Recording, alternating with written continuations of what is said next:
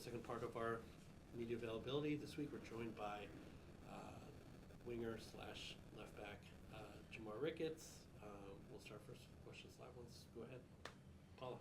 Jamar, San Francisco, California. I was just spoke with Bruce Arena about winning the last home game before the break for the World Cup. How important will be for you as a player? Thank you. I believe that it would do the team well, especially seeing how we've started and how we're seeing how the amount of games we're playing over a short course of time is kind of affecting us.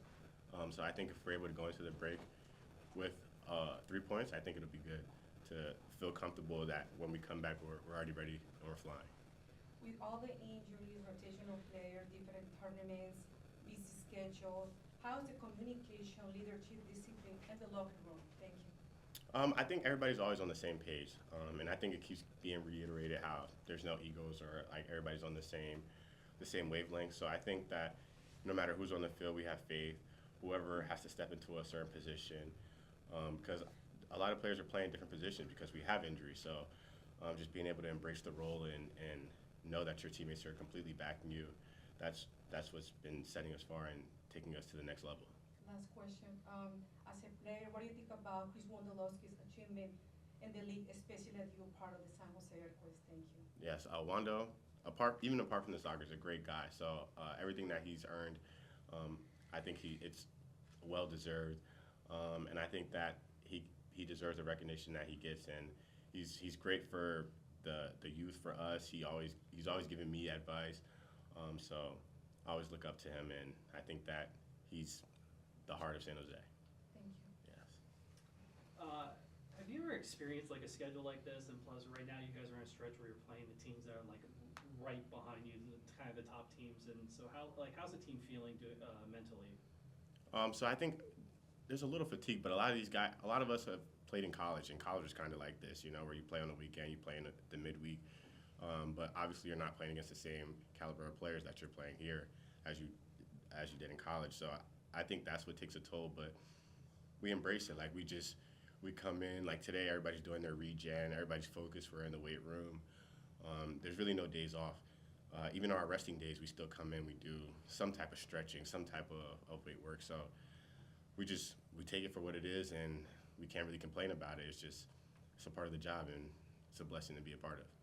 I know Nico's hurt right now, but like Nico and Bo, they're both homegrown players. Yeah. Came in and helped this team, get to where you are. What have they been like, kind of off the field and on the field as well?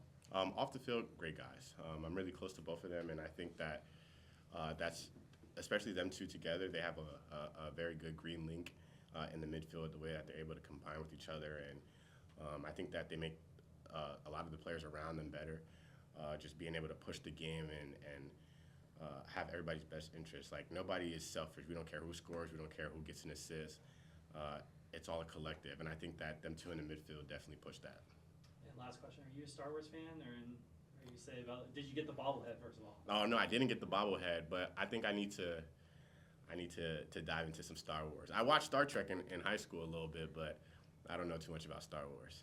Are you a Star Wars fan? Yeah. So did you get a bobblehead? Actually, Ryan got me one. Yeah. Okay, that's a good man right there. Exactly. ¿Cómo se siente el grupo después de las dos derrotas contra el mismo equipo? Es decir, Seattle Sanders derrota 1-0 y ayer 3-2. ¿Qué platican entre ustedes? ¿Cómo se siente el equipo después de perder contra este mismo equipo? How does the team, how does the team feel overall about the two losses against the same team in Seattle? What's the mentality within the group? I think it just fuels us, knowing that we could have walked out of that last game with at least, maximum 3 points, but at the least 1 point. I think it stings us. Like even in the locker room after the game, we all were there, just not really with our heads down, but just like, damn, this one hurt a little bit because we knew that we could have did more. We could have gave a little bit more fight. But all it does is just add fuel to the fire, so that whenever we do see them again, it's going to be a good game. I have a couple of remote questions here. We'll call it. Christian Babcock from the San Jose Mercury News. He's asking, it's a different season than we've ever had before in MLS, obviously, because you've got this big World Cup break in the middle. How do you feel about that? Does that affect your approach to anything, knowing that, is it kind of like, pulling one last sprint and then you get a break and then rejuvenate, or, Yeah. does it change anything with your approach?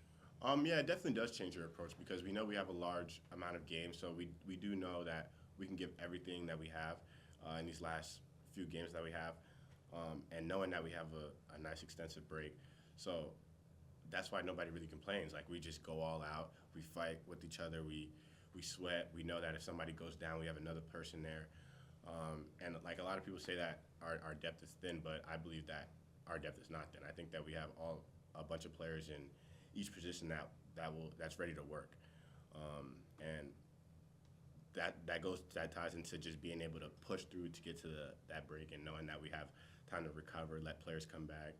A lot of players are playing with some knocks too, but nobody complains about it. We just get on with it. So. A couple more remote ones. Carlos Eustace, Dallas, presents a different challenge on their own. Petar Musa has had another big year. I know you guys just had the Seattle game yesterday. What strikes out to you, or what sticks out to you about them? They definitely do have a lot of good players, and some very dangerous players in the attacking third, but I back all of our defenders. I think that no matter what, whoever we play against is going to have a tough time getting a look at goals. So we're ready for whoever comes at us, and it's going to be a long game. It's going to be tough for 90 minutes, and we're back home, and our goal is to win every home game. So we're going to come out with an extra bite and just be ready, especially coming off of a loss in a tough away game. I think that everybody will be ready to just attack at whoever comes at us. One more from there. As far as the schedule, it's such a grueling schedule. You guys talked about this game after game after game. With the Open Cup, I know you don't want to look ahead. The Open Cup on Tuesday, but what are your thoughts on that as well? Yeah, I think we take it one game at a time, and like we really just analyze who our next opponent is. So right now we're really just focused on Dallas and securing those 3 points and keep fighting to be at the top of the supporter shield. But in terms of the Open Cup, I think we want to win that too. That's another trophy that we could have in our cabinet. So I believe if we get those 3 points, then we're ready for those next games, and it's a short turnaround. So we just need to be focused and be united and be ready for whatever challenges. And with that short turnaround, might have to be rotation, and there's just going to be the next man that has to step up. Last one, this one's for me. Your video with the Applewood construction guys went viral. Yeah. Is there any thoughts about bringing Puma, who will be firing the siren this Saturday, back into the roster after the World Cup break? Yeah, bring them on. We could use that depth piece, but they're great guys. I enjoy shooting that video with them. From all of them, like even their media team was great. So we'll be ready to see Puma. Yeah. All right, any last ones? All right. Thanks, Jamar. Yes, thank you.